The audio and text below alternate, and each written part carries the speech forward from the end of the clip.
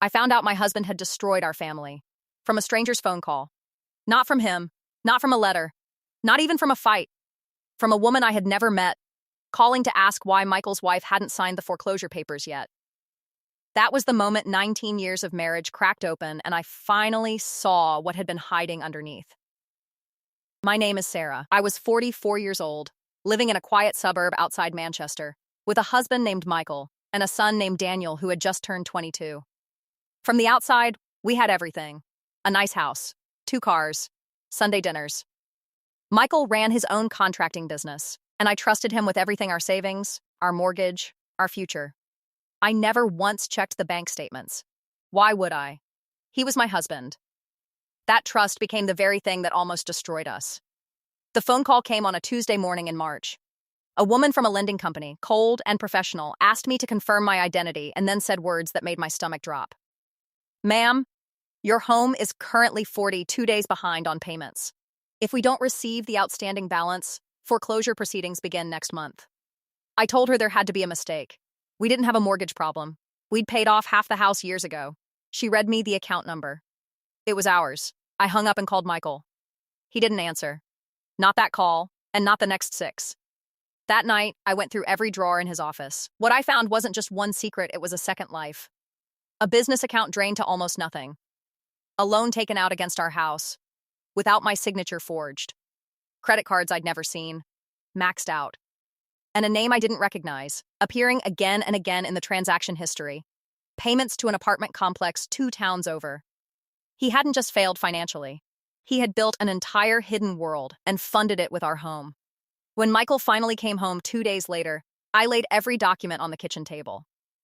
He didn't apologize. He didn't even flinch. "You wouldn't understand the pressure I was under," he said. Like I was the one who owed him something. I asked him directly, was there someone else?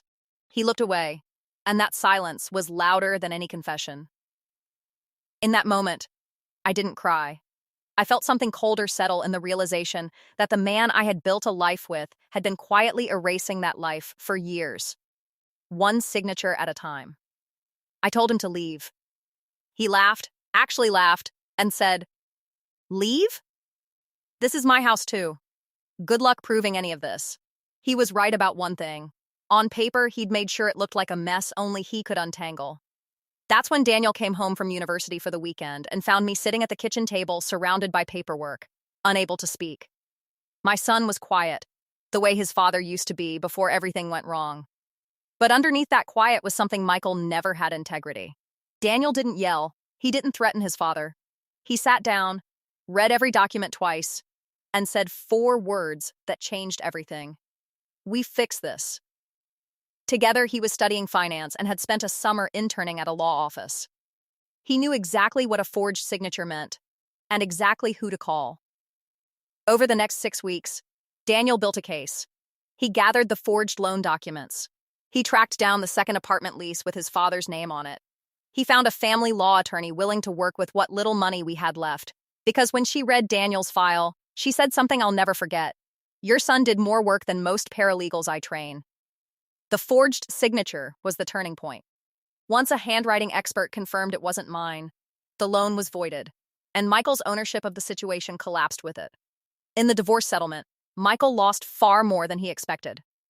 The house stayed with me. The hidden debts became his responsibility, not ours. And the woman from the second life he'd built?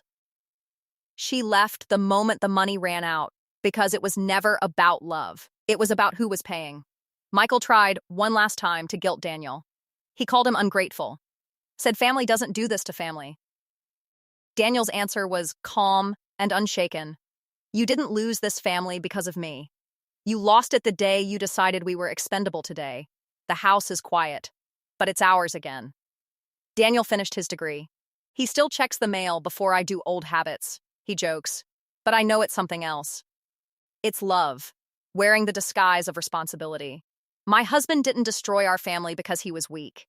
He destroyed it because he believed no one would ever hold him accountable. He forgot one thing. He raised a son who would.